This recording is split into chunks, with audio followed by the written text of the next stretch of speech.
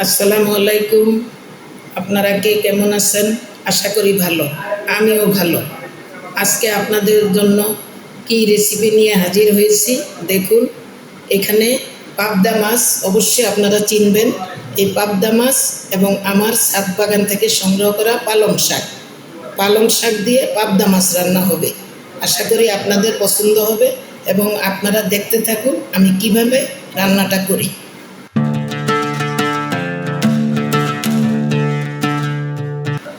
পালং শাক, এই দেখুন আমার পালং শাক ধুয়ে এখন আমি কেটে নিব।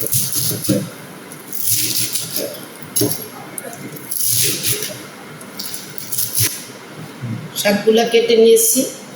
পালং শাক খুবই নরম শাক, এজন্য একটু বড় করে কেটতে হয়। তবে যে কোনো শাকই আগে আস্তা ধুয়ে তারপরে টুকরা দিতে হয়। টুকরা দিয়ে ধুলে শাকের ভিটামিন থাকে না। এই যে পাবদা মাছগুলা আমি একটু কেটে নিব, অল্প, জাস্ট একটু হলুদ মরিচ মশলা ঢোকার জন্য। আমি এখন মাছগুলার মধ্যে একটু হলুদ লবণ মাখিয়ে নিব।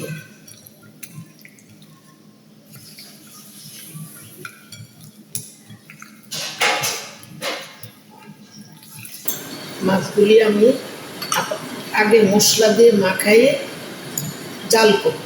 তাতে আমি কি কি মশলা দেব দেখাবো।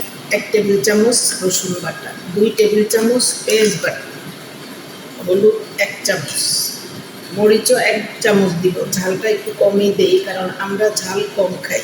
জিরা ধনিয়ার গুঁড়াও 1 চামচ, লবণটা 1 চামচ, তেল 1/3 কাপ। এখন মাছগুলা মশলা মাখা, আমি এখানে একটু অল্প পানি দিব। কাঁচা মাছটা মাখাইয়া আগে জাল করব। চুলার আঁচ মিডিয়াম থাকবে। মাছ প্রায় হাফ সিদ্ধ হয়ে গেছে। এই যে মাছটা এভাবে মশলার মধ্যে থাকবে। মাছটা নামিয়ে এখন আমি শাক বসাবো। এগুলো বসিয়ে দিলাম।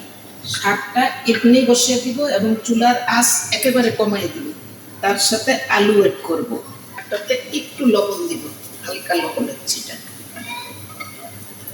এখন শাকটা সিদ্ধ হবে। শাকটার মধ্যে কোনো মশলাই দেই নাই, একেবারে খালি শাক হাফ সিদ্ধ করব। একটু পানি দিব কারণ যাতে শাকটা না লাগে। শাকটা হাফ সিদ্ধ হওয়ার জন্য একটু পানি, তবে আমি গড়ে 1 কাপ পানি দিলাম। অর্ধেক পানি মাছের মধ্যে দিয়েছি আর অর্ধেক পানি এখন শাকের মধ্যে দিব। দরকার হলে পরে আবার একটু পানি দিব। এই যে পালং শাক আমার হাফ সিদ্ধ হয়ে গেছে। এখন টমেটোগুলা দিয়ে দিই, এখন মাছগুলা দিয়ে দিই। চুলার আঁচটা লোতে থাকবে। মাছগুলা আস্তে ঢেলে দিব কারণ এগুলা অনেক নরম মাছ।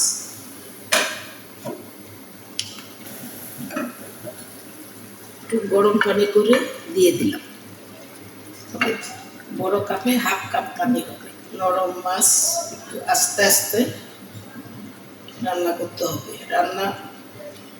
রান্না অনেক কষ্ট, কিন্তু একটু কষ্ট তো করতেই হবে। একটু কষ্ট করলেই রান্নাটা ভালো হবে এবং খাইতে স্বাদ পাওয়া যাবে।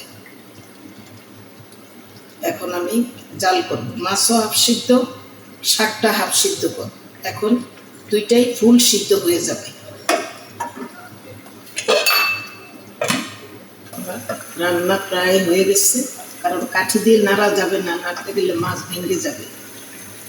খুবই নরম মাছ। আমি অনেক কায়দা করে মাছটা রান্না করলাম, আপনারা নিশ্চয়ই দেখেছেন। তবে হ্যাঁ, কাঠি দিয়ে না নেড়ে এইভাবে একটু ঝুলাই দেবেন যাতে তলাতে না লেগে যায়। এরপরে দেখতে হবে আলুগুলা সিদ্ধ হয়েছে কিনা। আলু সিদ্ধ হয়ে গেলে আপনারা নামিয়ে ফেলবেন। এখন কটা কাঁচামরিচ দিয়ে দেবেন।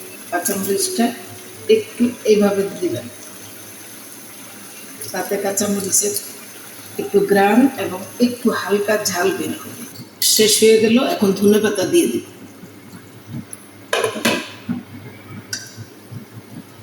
তৈরি হয়ে গেল পালং শাক দিয়ে পাবদা মাছ। আশা করি আপনাদের পছন্দ হবে। অবশ্যই আপনারা বাসায় ট্রাই করবেন।